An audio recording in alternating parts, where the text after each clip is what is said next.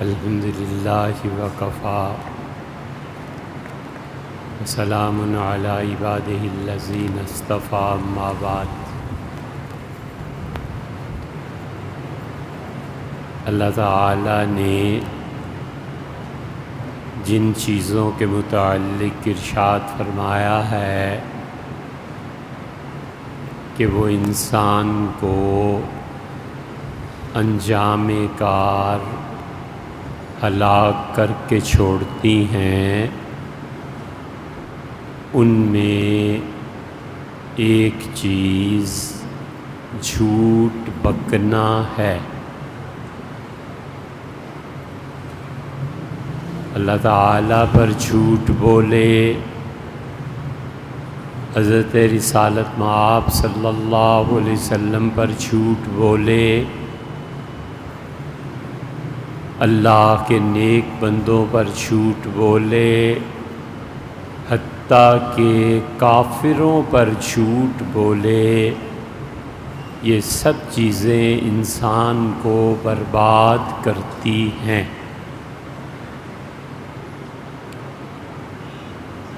اگر یہ غلط فہمی ہو جائے کہ میں یہودیوں اور عیسائیوں پہ جھوٹ بول کے بہت زیادہ اللہ کا قرب پاؤں گا، تو اس غلط فہمی کو دور کر لینا چاہیے۔ حتیٰ کہ جانوروں تک پر جھوٹ بولنا منع کیا گیا ہے۔ اور حضور اقدس صلی اللہ علیہ وسلم نے بہت وضاحت کے ساتھ فرمایا کہ لوگوں، سچائی کامیابی جنم دیتی ہے اور جھوٹ بربادی کو جنم دیتا ہے، اور جھوٹ سے بچتے رہنا۔ اور دوسری چیز جس سے شہر اور مملکتیں اجڑ جاتی ہیں وہ ظلم ہے۔ اپنی نجی زندگی سے لے کے اجتماعی زندگی تک عدل کی نصرت اور عدل کو قائم کرنے کی کوشش نہ کرنا، یہ فرد کو بھی برباد کرتا ہے اور قوموں کو بھی۔ اس لیے اللہ تعالیٰ نے انبیاء علیہ السلام کا نام لے لے کر کہا کہ دیکھو ہم نے انہیں بھیجا تھا اور کہا تھا کہ کونوا قوامین، کھڑے ہو جاؤ سچی گواہی دینے کے لیے۔ اور یہ ضروری ہے کہ انصاف قائم کیا جائے، اور جو ملک تباہ ہوتے ہیں اور جو ملک برباد ہوتے ہیں، مظلوموں کی بد دعائیں انہیں لے ڈوبتی ہیں۔ یہ ضروری نہیں ہوا کرتا کہ فوج ایک ملک کی دوسرے ملک پر حملہ کرے اور ملک تباہ ہو۔ یہ اب کتابوں کے قصے رہ گئے۔ مظلوم کی بد دعا ملک کو برباد کر دیتی ہے، مملکتیں تباہ ہو جاتی ہیں مظلوم کی بد دعا سے۔ اس لیے جہاں بھی ظلم رائج ہو اور انصاف نہ ملے، اس قوم نے جلد یا بدیر ذلت میں مبتلا ہونا ہے۔ یہ اللہ کے فیصلے ہیں، اور خدا کے فیصلے کبھی بھی تبدیل ایسے نہیں ہوا کرتے۔ اس لیے عدل اجتماعی کے قیام کے بغیر پھر سب کوششیں ناکامی کا منہ دیکھنا پڑتا ہے۔ اللہ کے لیے کوئی مسئلہ نہیں ہے کہ وہ پوری دنیا کو اٹھا کر جہنم میں پھینک دے، اور خدا کے لیے کوئی مسئلہ نہیں ہے کہ کروڑ اور 10 کروڑ اور 1 ارب انسان اس کے لیے کوئی مسئلہ بن گئے ہوں۔ اللہ کی ذات اس سے پاک ہے کہ اس کے منافع مخلوق سے وابستہ ہوں۔ اللہ کی ذات اس سے پاک ہے کہ ساری کائنات مل کے اس کا نقصان کر سکے، اور اللہ اس سے پاک ہے کہ اپنی مخلوق کی مصلحت کو دیکھ کے فیصلے کرے۔ چوتھی کوئی چیز ہی نہیں۔ یا تو حکمران اس لیے فیصلہ کرتے ہیں کہ نفع پہنچے، یا اس لیے کہ نقصان پہنچے، یا اس لیے کہ مصلحت ہے اپنی مملکت کو، اپنی حکومت کو باقی کیسے رکھنا ہے۔ خدا ان تینوں عیوب سے پاک اور مبرہ ہے۔ اس لیے جس معاشرے میں ظلم ہوگا بالآخر تباہی آ جائے گی۔ حضور اقدس صلی اللہ علیہ وسلم نے اسی بات کے لیے لوگوں کو بتایا تھا کہ اگر تمہارے شہر میں ایک آدمی بھوکا سو جائے، صرف ایک آدمی، تو 40 دن کے لیے خدا اس شہر سے امن کو ہٹا دیتا ہے اور کہتا ہے خود کرو اب جو کچھ کے کرنا ہے۔ اللہ 40 دن کے لیے امان سے اسے خارج کر دیتا ہے۔ شہر میں 20 لاکھ 10 لاکھ افراد ہیں، ایک آدمی بھوکا سویا کیوں؟ سیدنا عمر رضی اللہ عنہ طواف کر کے نکلے اور دیکھا بھیڑ ہے ایک، اور ایک لڑکی آگے آگے ان کے روتی ہوئی آ رہی ہے اور لوگ پیچھے اس کے بہت زیادہ ہیں۔ تو امیر المومنین رضی اللہ عنہ نے پوچھا کیا ہو گیا ہے؟ انہوں نے کہا اس سے یہ جرم کیا ہے۔ آپ نے پوچھا کہ تم سناؤ کیا ہوا ہے؟ اس نے کہا امیر المومنین میں کہاں ایسے کام کرتی ہوں، ایک طاقتور آدمی مجھے مل گیا اور دوپہر کا وقت اور گلیاں سنسان تھیں اور یہ کچھ ہو گیا۔ سیدنا عمر رضی اللہ عنہ نے کہا چلی جاؤ، اور کوئی چیز نہیں ہے۔ وہ مجمع کے لوگ شور مچانے لگے اور انہوں نے کہا امیر المومنین حد جاری ہونی چاہیے۔ انہوں نے کہا کیسے حد جاری ہونی چاہیے؟ تم سمجھتے ہو یہ آسان مسئلہ ہے؟ اس کے گواہ لاؤ۔ وہ کہہ رہی ہے اس پہ جبر ہوا ہے، اس جبر کے ہونے نہ ہونے کا تمہارے پاس کیا ثبوت ہے؟ لے دے کے ایک یہ رہ جاتی ہے، میں نے اس سے پوچھا ہے اور میرے لیے قابل تسلیم ہے۔ اور پھر فرمایا تم لوگ کیا سمجھتے ہو ایک عورت پر حد لگا دوں بغیر اس کے جرم کے؟ مجھے پروردگار کی قسم ہے۔ اور پھر مکہ کی دونوں پہاڑیوں کی طرف اشارہ کر کے فرمایا کہ میں ڈرتا ہوں اللہ سے، اس پاک ذات کی قسم ہے اللہ ان دونوں پہاڑیوں کے درمیان جہنم کو نازل کر دے اور اس کی آگ مجھے جلا ڈالے، مجھے خدا کا خوف نہیں۔ یہ عدل ہے، یہ انصاف ہے۔ اس لیے جن سوسائٹیز میں انصاف ختم ہو جاتا ہے وہ ملک ٹکڑے ٹکڑے ہو جائے، کوئی نہیں بچا سکتا۔ وہ ملک کتنی اکنامیکل پاورز کا مالک ہو، کوئی خدا کے عذاب کو نہیں روک سکتا۔ اس لیے عدل سے دنیا قائم ہوتی ہے اور عدل سے امتیں ترقی کرتی ہیں۔ علامہ اقبال نے کہا کہ یہ جو جبر کی حکومت کیسر و کسریٰ نے قائم کی تھی، تم جانتے ہو کہ ایران کی فتح اور روم کی فتح اور عیسائیت اور آتش پرست ان دونوں اقوام کا زوال کیوں ہوا؟ انہوں نے کہا وہ ٹکرائے ہیں سدھ کے بوذر۔ یہ ابو ذر غفاری رضی اللہ عنہ کا جو فقر و فاقہ تھا نا، اور دنیا سے ایک گنا علیحدگی تھی، یہ سدھ کے سلما حضرت سلمان فارسی رحمۃ اللہ علیہ جو سچ بولتے تھے رضی اللہ عنہ، اور سیدنا علی رضی اللہ عنہ کی جو طاقت تھی، ان چیزوں نے مل کے ان سلطنتوں کو تباہ کر دیا۔ عالم اسباب میں چیزیں ہوتی ہیں اور اسباب پر اثر کا مرتب کرنا یہ اللہ ہی کے ہاتھ میں ہوتا ہے۔ ہم اور آپ اچھی طرح جانتے ہیں، وہی دوائی ایک مریض کو دی ٹھیک ہو گیا، وہی دوائی دوسرے مریض کو دی مر گیا۔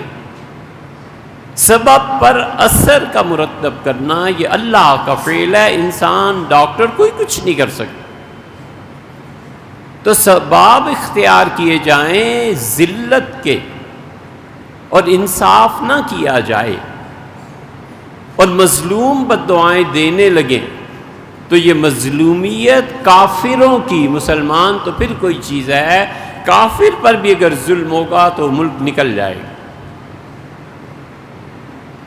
ابن اسیر رحمۃ اللہ علیہ نے تاریخ الکامل لکھی ہے، تینوں بھائی، تینوں کے باپ نے ایسی تربیت کی کہ ٹاپ کے لوگ تھے، تاریخ میں امام، دوسرا بھائی لغت میں امام، تیسرے بھائی کو بھی اللہ نے بہت کچھ دیا تھا۔ ابن اسیر ان میں سے ایک، وہ کہتے ہیں کہ میں بغداد آ رہا تھا تو وہاں بہت سے امراء اور شہزادے اور سب لوگ ملے، اور ایسی محفل تھی کہ پہاڑی پر منعقد ہوئی تھی، موسم بہت اچھا تھا، تو سب بہت خوشی سے کوئی جشن منا رہے تھے۔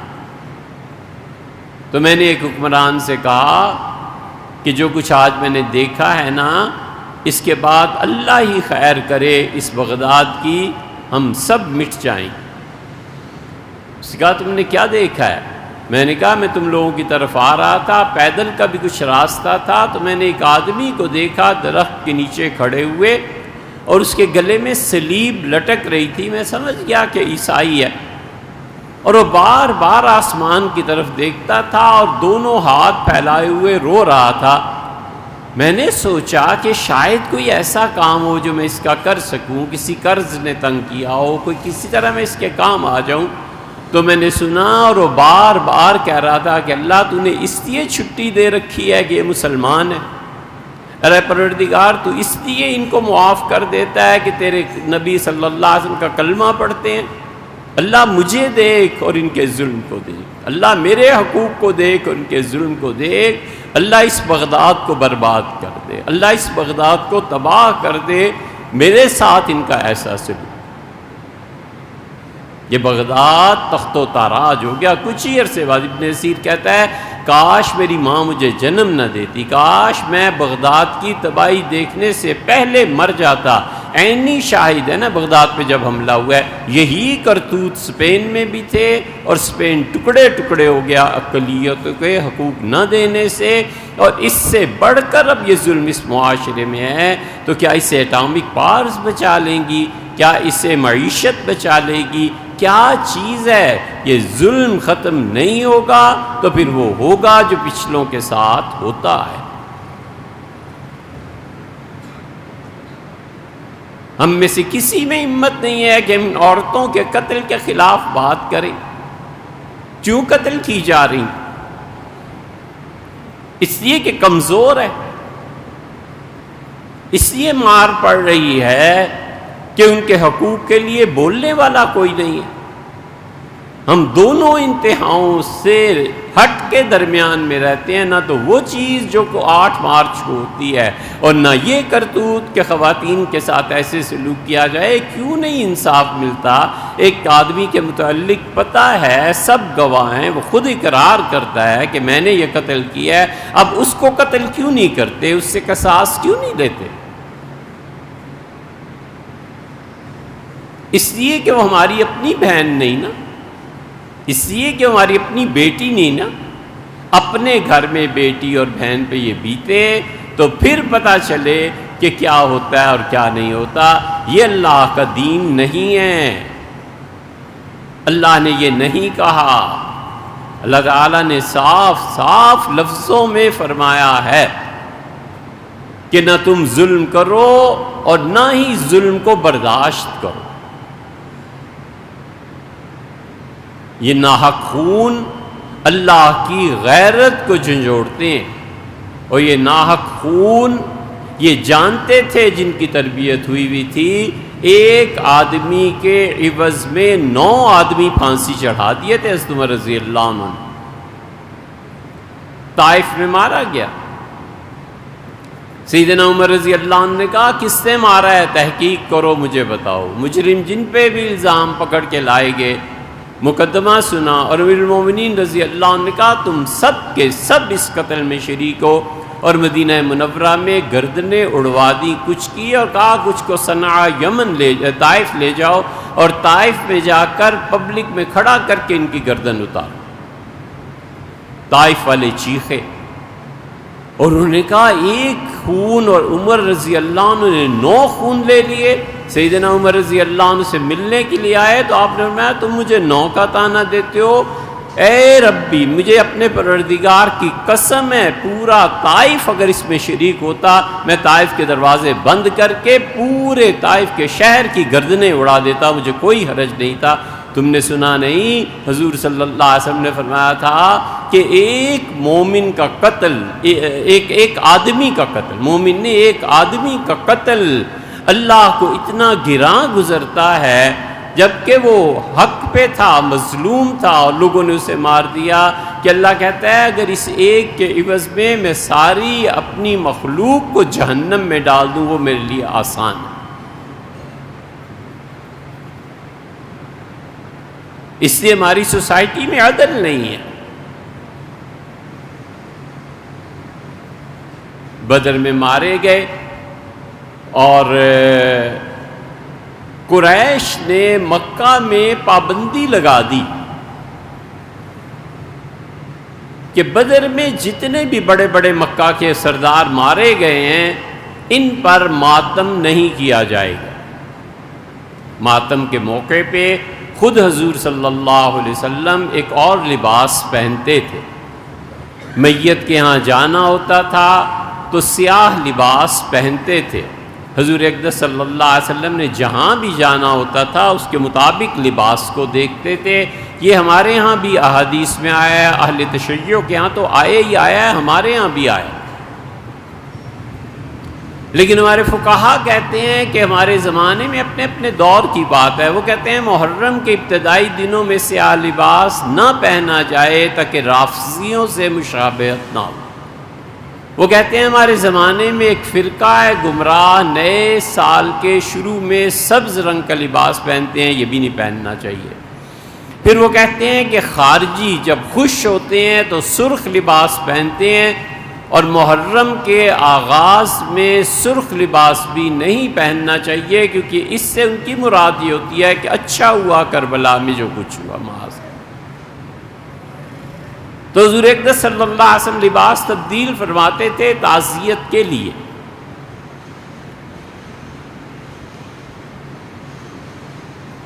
اور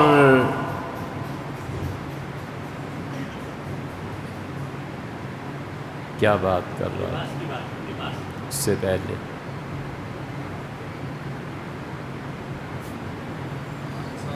ہیں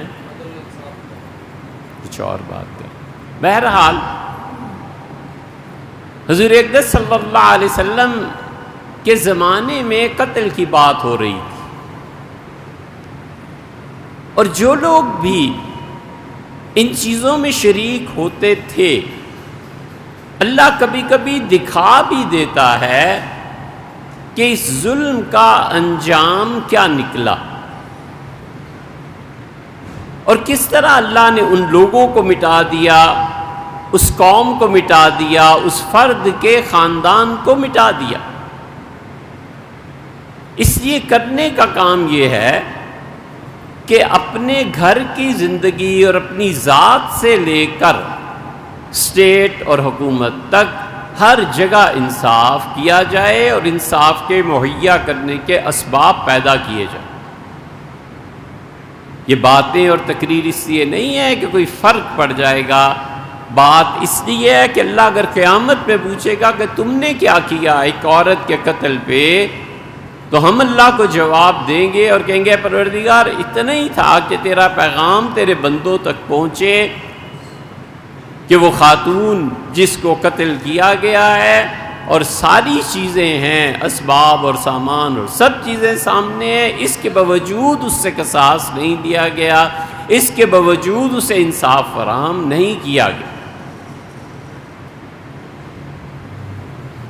اس خاتون کا کیا ہوا جو امریکن شہری تھا اور ٹھڈے مارتا رہا؟ اور ہم جانتے ہیں کس نے جا کر پٹی پڑھائی کہ تم اگر اپنے آپ کو پاگل شو کر دو تو اسلام تم سے اس حد کو اٹھا لے گا۔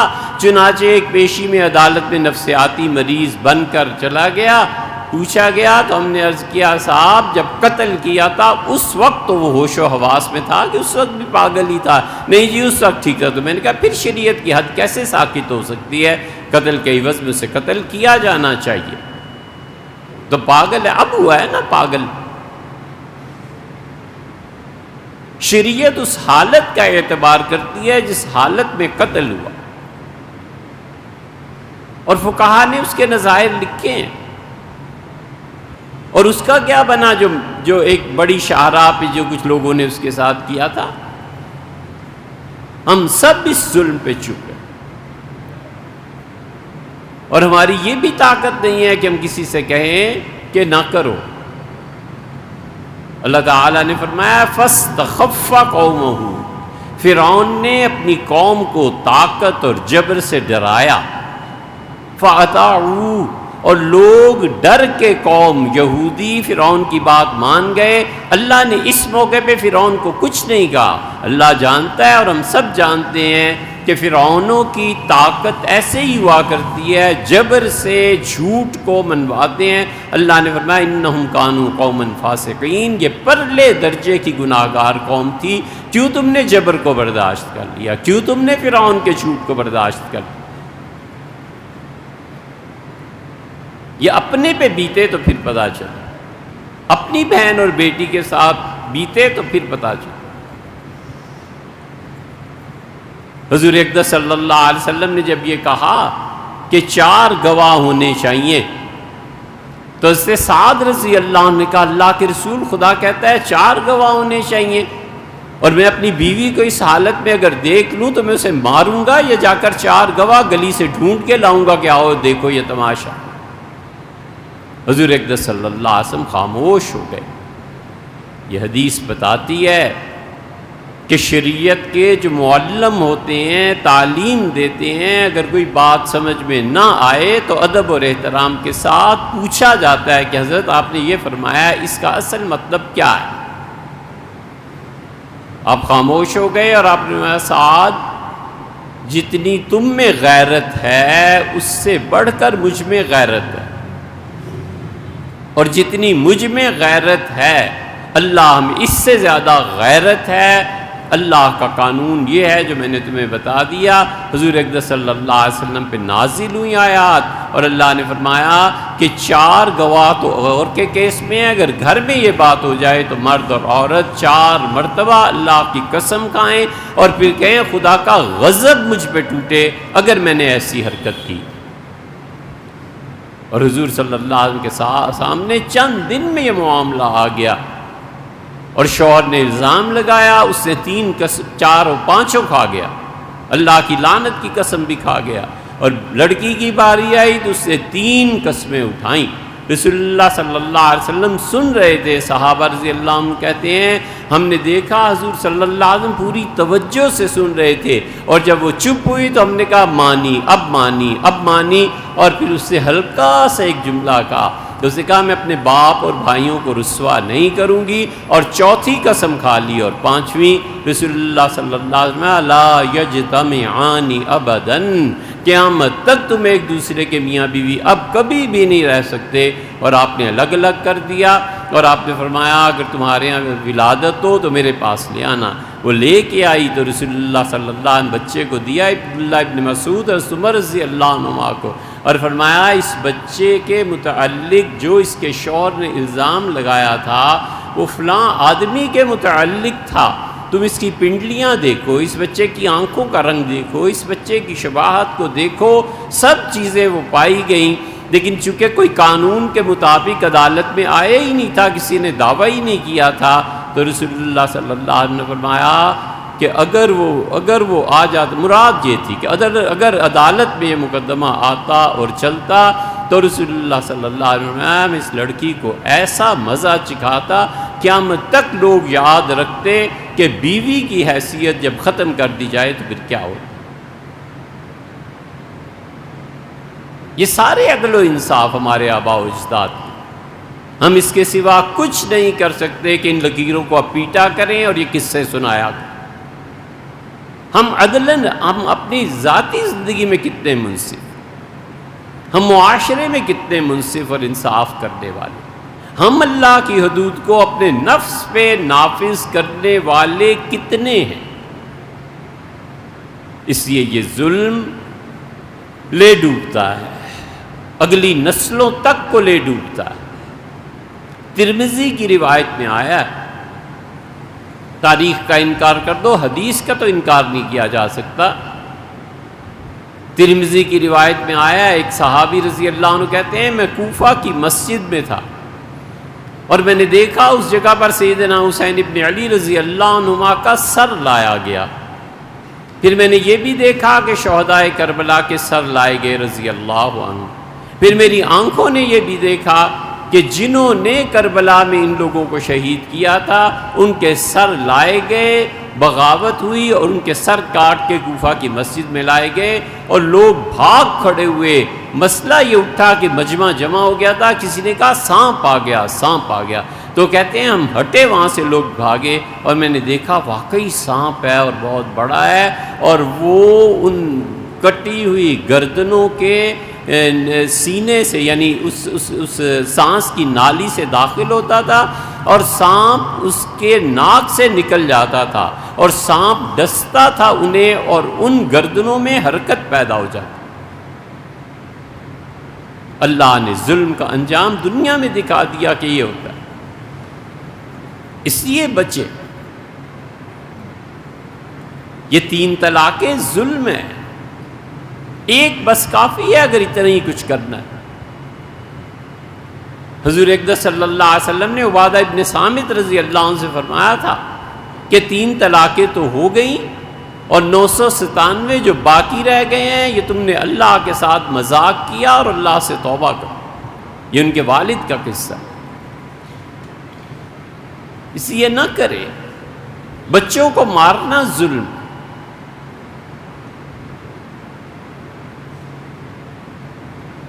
سیدنا عمر رضی اللہ عنہ جیسے آدمی، ان کی شادی ہوئی تھی فاطمہ رضی اللہ عنہ سے، ان کی اہلیہ کا نام تھا۔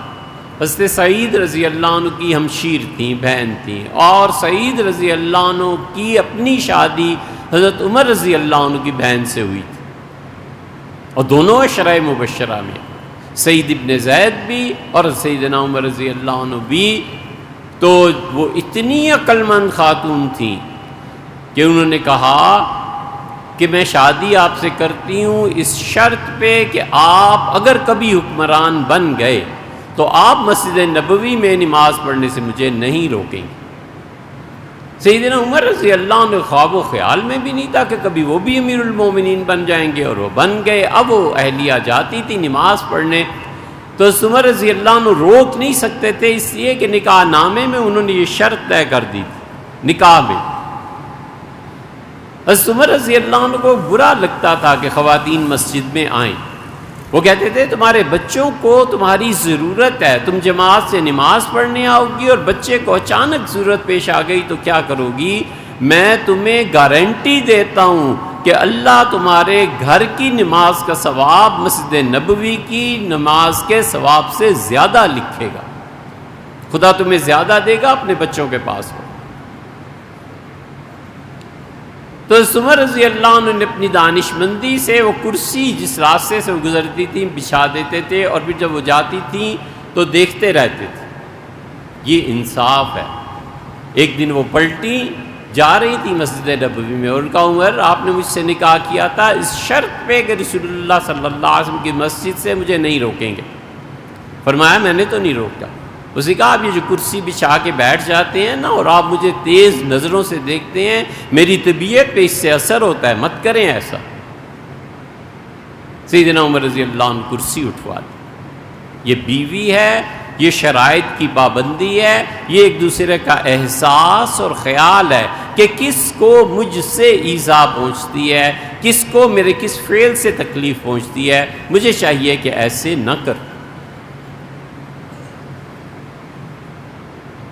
اس لیے ہم سب کو سوچنا چاہیے خواتین کے ساتھ کیا ہو رہا ہے، بچوں کے ساتھ کیا ہو رہا ہے، بچوں پہ ظلم کر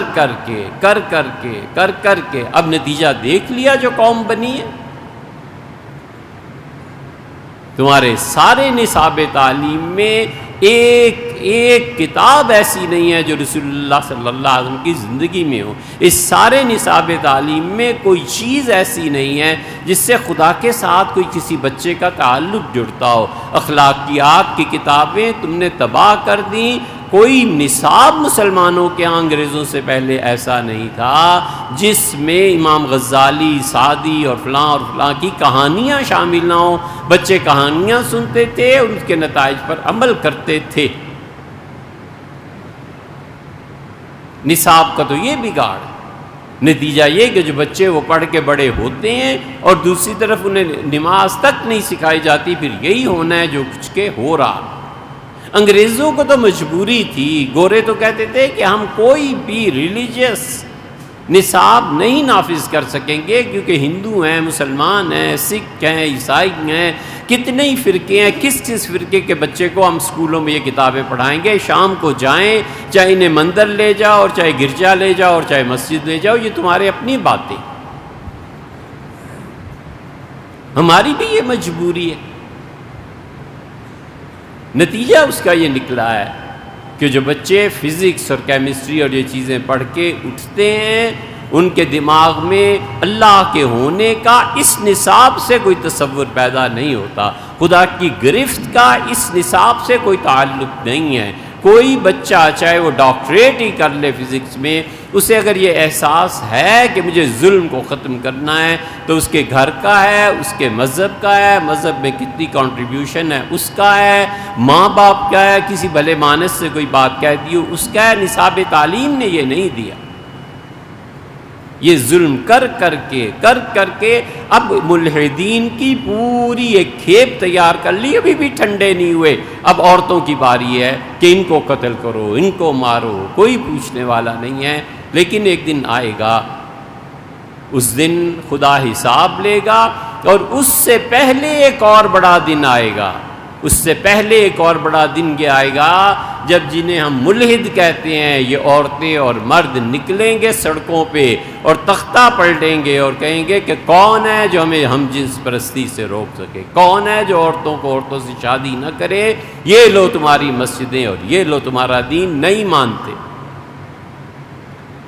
یہ جب دن آئے گا نا تو پھر پتہ چلے گا کہ کیا ہوتا ہے۔ اللہ تعالیٰ ایسے دن دیکھنے کے لیے نہ سلامت۔